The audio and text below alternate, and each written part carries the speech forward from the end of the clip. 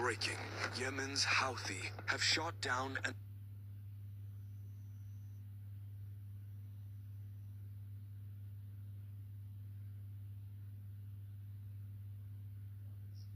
that we are seeing play out here in this country right now, because you do have auto workers, steel workers who are present here in the Rose Garden who say that this is a good thing, that they are excited, they are eager to see manufacturing start to get back up to speed here in the United States. But even they acknowledge that this is not going to be a on and off switch, right?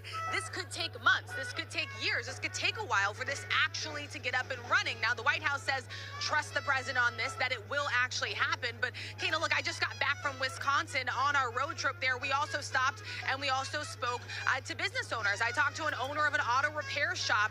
He does repair about 90% of foreign vehicles, with these 25% tariffs set to go in today on all foreign cars and auto parts that are made outside of the United States. He says he's going to be increasing his prices by at least 25%. That's the bare minimum that they're going to go up, and that's going to drive up prices. He said over the last few days he has had customers come in trying to buy new cars because they're anticipating that more prices are going to start going up. And on top of that, he says just the unpredictability of all of this really impacts the bottom line, because you do have Americans out there that are trying to make sense of these on again, off again, now on again tariffs, and what exactly that could mean for their budgets, for their wallets, and for their own bottom lines back at home, Kana. And no question, certainly a lot of Americans wondering about that. Rachel Scott, our thanks to you. I also want to bring in our chief White House correspondent, Mary Bruce, for us now as well. And Mary, really to elaborate there on what we're hearing from Rachel, as much as we learned today, there is still an overwhelming amount here of uncertainty of what this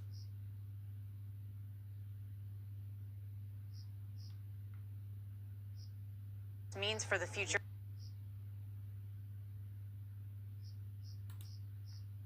of Americans.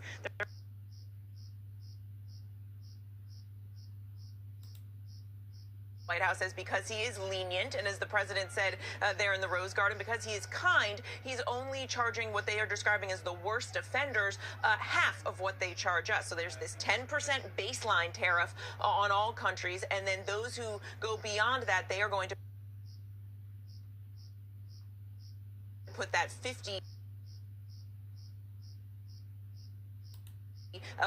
rate tariff on them, half of what they charge us. But there are a lot of questions about how this is all going to play out, because make no mistake, these countries, many of them have already said they are going to retaliate. They are going to respond. We have heard that from the European Union, saying that they have a strong plan to retaliate. Mexico saying tomorrow they're going to announce their plan to respond. Many of these countries simply don't want to get into a tit-for-tat trade war with the U.S. And the president, of course, did leave open some wiggle room here, did leave open the possibility that they could negotiate, that countries could try and take actions to then lessen this tariff and this punishment. But what the president said he ultimately wants to see is for these countries to invest in the U.S. Again, though, economists caution that those investments take time to have their impact be felt, that it could be months, even years for production really to ramp up here at home on American soil. And the big question, the big X factor here is what happens in the meantime, because economists, of course, have cautioned that American consumers are going to bear the brunt of this, that costs are going to skyrocket on everything from clothing to produce, cars, electronics, you name it.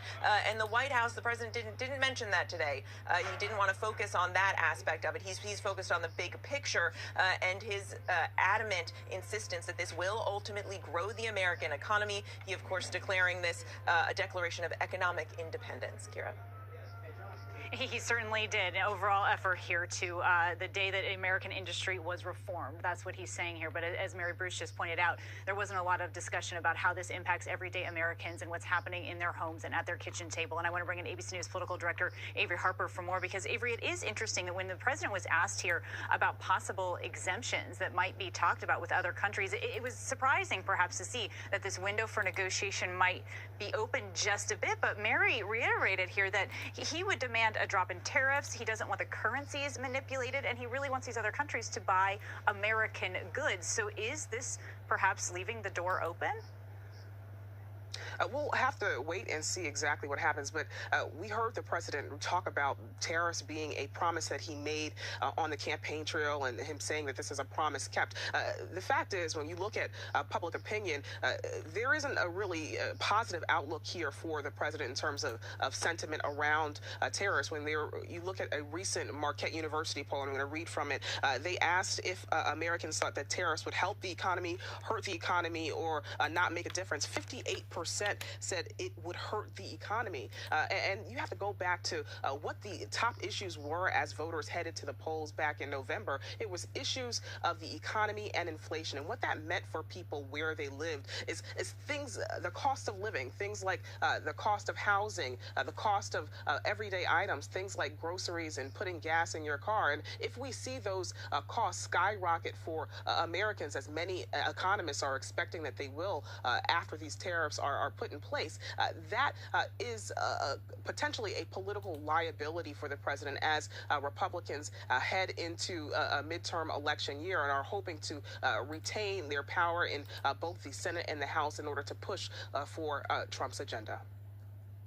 Right, you have to wonder how some of these Republicans in those swing districts will be answering to their constituents here in the coming months as they head towards midterms. Avery, thank you. ABC News Chief Business Correspondent Rebecca Jarvis here as well. And Rebecca, I know right away when these came out, my guess is your eye was on the stock market here because it closed a little higher perhaps than people thought. But man, when this announcement came, it changed.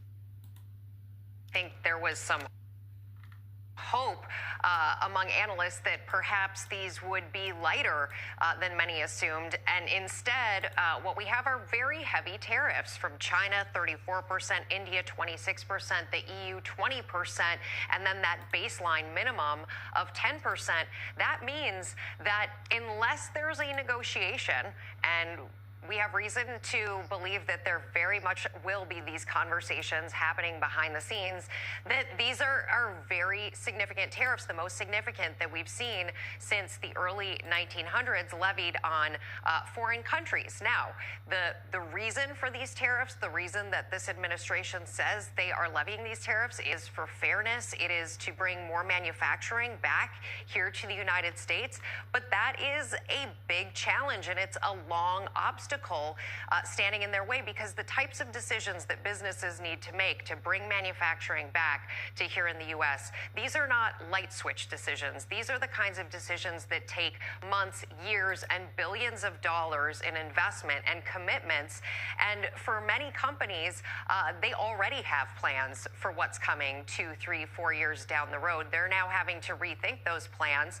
I would also just point out that there are just certain realities of the marketplace that make this incredibly complicated to solve. For example, if you're a steel worker here in the United States, your average salary may be between $35 and $50. If you're that same steel worker in China or Mexico or India, you're making about $5 an hour. There's just these gigantic differentials, not only between what tariffs countries are imposing on us when they export their products here, but there's also giant differentials in terms of our quality of life here, how much we get paid, unions. All of these factors play in to the price of things that are created here in the United States, and therefore using something like tariffs to solve them is a tricky road ahead. It certainly is, and you're right to point all of that out and spell it out so clearly for us. I'm sure you're going to have a busy day ahead as well tomorrow. Rebecca, thank you for being here with us. I also want to bring in Diane Swang. She's a KPMG chief economist. Diane, thank you for being here with us. I actually have quite a specific question for you. So forgive me, but I'm just really curious about the president specifically with the auto industry here. He's saying there's going to be a 25% tariff on all foreign-made auto. He brought up a member of the UAW who was saying in 6 months he might see some benefits. In a year he feels like he's going to see some benefits, and that he's excited about 3 years to come. Is that an overly optimistic timeline in your view? It is, because auto plants take 3 to 5 years just to build, let alone get them staffed. And the other issue is that executive order tariffs, as we've been talking about the uncertainty out there, and the markets are down right now because of uncertainty. We don't know what's going to be negotiated away, but executive order tariffs are done via stroke of the pen, that they could easily be taken away that quickly, and people wouldn't want to locate here knowing that. We also know that historically, always the amount of the tariffs in terms of the welfare blow to the economy or the burden that they place on consumers is never made up for the industries that they protect. And that is interesting. He's talking about perhaps revitalizing some dwindling, auto industries, but also building entirely new plants as well. Thank you so much for being here with us today. I also want to bring in our ABC News business reporter, Alexis Christoforous, as well. And Alexis, if I can, I also have another follow-up on the auto industry, because we've heard the president talk about a tax deduction if you were to purchase an American-made car. And he went on to say that essentially that would pay for itself. Again, a bit optimistic to talk about something like that happening so early on. Yeah, Kana, and there is no such thing as an all-American-made car anymore. I mean, even GM and Ford, U.S. car makers, they make a lot of their auto parts come from Canada and Mexico. Some of the cars are actually assembled in plants that they have built over the border and then come back to the U.S. When a car is being built, it can go back and forth over the border several times. So what happens to those parts? What happens to those cars? Will they be exempt from the tariffs that the president is talking about? You're going to be hard pressed to be able to buy a car that's not touched in some way by these tariffs. And depending on the analyst you talk to, I actually spoke to an analyst, Dan Ives, over at Wedbush, whose area is autos. He says that a new car could now cost another $5,000 to $15,000 more because of these tariffs. I want to step away from the auto industry for a minute, because we got some news from the National Retail Federation just moments ago, and they are coming out now against these tariffs.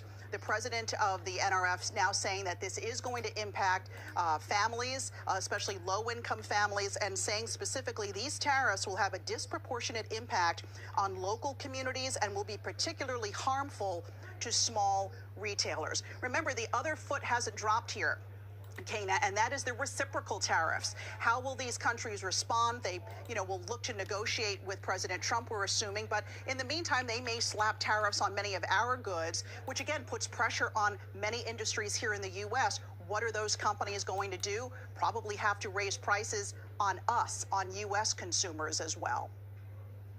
Right, we've heard from so many small businesses here at ABC News Live that have said it's really, really challenging, especially because many of them buy their goods from China. And so that is certainly, we're seeing that impact almost already as they try to prepare. I want to bring in ABC News senior White House correspondent Selena Wang for more on that, because we're starting to talk a little bit here about the ripple effect here, Selena. And certainly all eyes are on American families and small businesses, as Alexis just pointed out. But also, we don't really know how these other countries are going to react. We know that the president of Mexico said she doesn't want to do a tit for tat, but also there's some reporting here, Selena, about China trying to potentially coordinate its response to these tariffs with Japan and South Korea.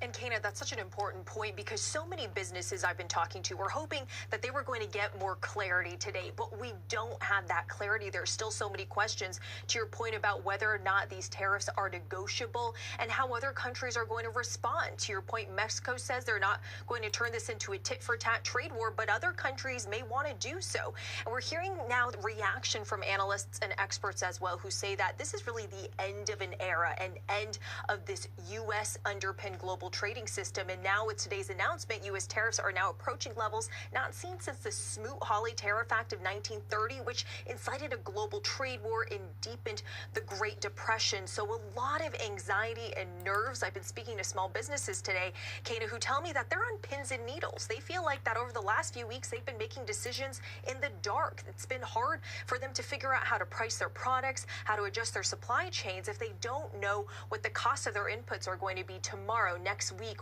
next month, not to mention the impact of those reciprocal tariffs. I spoke to one business owner today who runs a steel can company. He says he's already had to raise prices because of those 25% tariffs on steel and aluminum that already went into effect. He says some of his customers have already frozen their purchases. So President Trump here, Kana, really making a big political gamble here. He had campaigned, of course, on lowering inflation, on lowering costs for everyday Americans, but instead, this is most certainly going to raise prices for Americans at home. All right, Selena Wang, our thanks to you. And coming up next here on ABC News Live, the once-in-a-generation weather event. It is triggering a tornado outbreak and putting millions of Americans at risk right now for historic flooding as well. Our chief meteorologist, Ginger Z, has the latest from the storm zone.